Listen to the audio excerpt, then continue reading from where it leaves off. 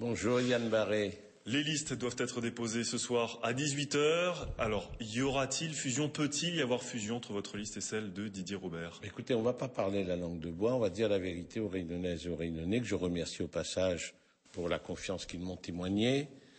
Je pense que les trois listes sélectionnées pour le deuxième tour auraient dû se fixer comme cap de réfléchir sur l'importance de l'enjeu que représente cette élection. Or, on assiste aujourd'hui à un repli sur soi, à une volonté d'égocentrisme, et en tout cas, je peux dire en ce qui concerne le centre et la droite, que dès dimanche soir, comme je l'avais fait au premier tour, j'ai tendu la main à Didier Robert.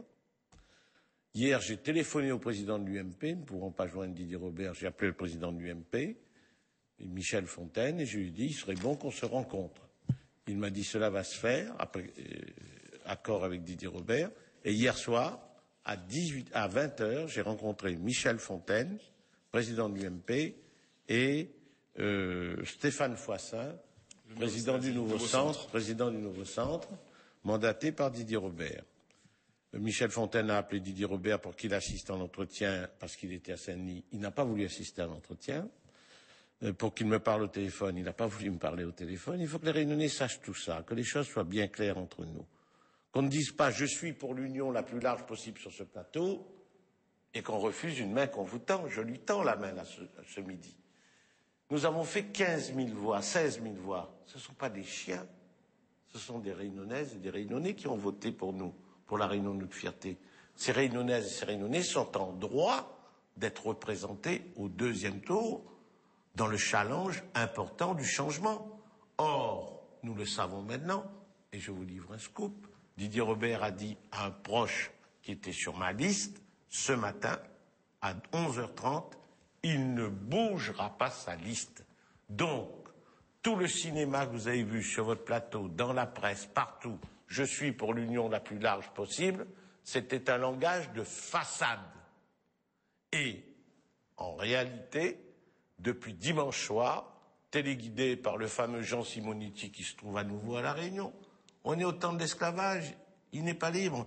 Alors justement, le commandeur est là, et le commandeur lui dit, vous ne saisissez pas les mains qu'on vous tend. Il peut me faire mentir d'ici ce soir en faisant un accord avec nous, nous y sommes prêts. Alors justement, Jean-Paul Durapoulé, pense-t-il qu'il peut gagner tout seul, ou alors, finalement, est-ce que gagner la région, ça pourrait l'embêter personnellement? Moi, je pense que les dés sont pipés, Yann Barré. Je le dis avec beaucoup d'amertume. J'aime la Réunion. Il y a beaucoup de gens qui me critiquent, mais il y a beaucoup de gens qui m'estiment. Ils savent que j'ai beaucoup risqué par rapport à Paris pour que la Réunion soit sur de bons rails. Eh bien, aujourd'hui, si Didier Robert est élu, il faut qu'il dise la vérité. Il doit quitter son mandat de député et son mandat de maire du Tampon. Et je vous demande de me dire le contraire. Quand vous êtes président du Conseil général, vous êtes président d'un exécutif. Vous ne pouvez pas présider le deuxième exécutif, c'est-à-dire le Tampon.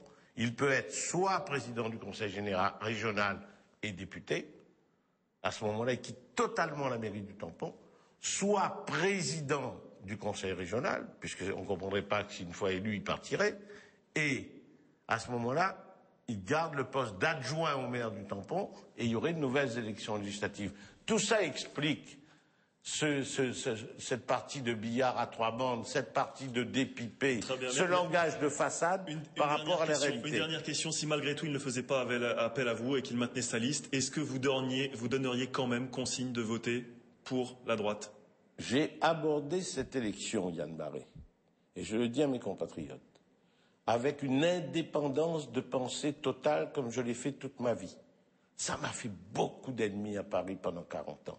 Mais j'ai mis la Réunion sur de bons rails. J'attends qu'on saisisse la main que je tends aujourd'hui pour construire une union et faire gagner notre camp. Et si la main n'est pas tendue, vous ne donnerez pas de consigne de vote? Si la main n'est pas saisie, vous me réinviterez et je vous ferai d'autres révélations. Très bien, merci beaucoup Jean-Paul Durapoulé.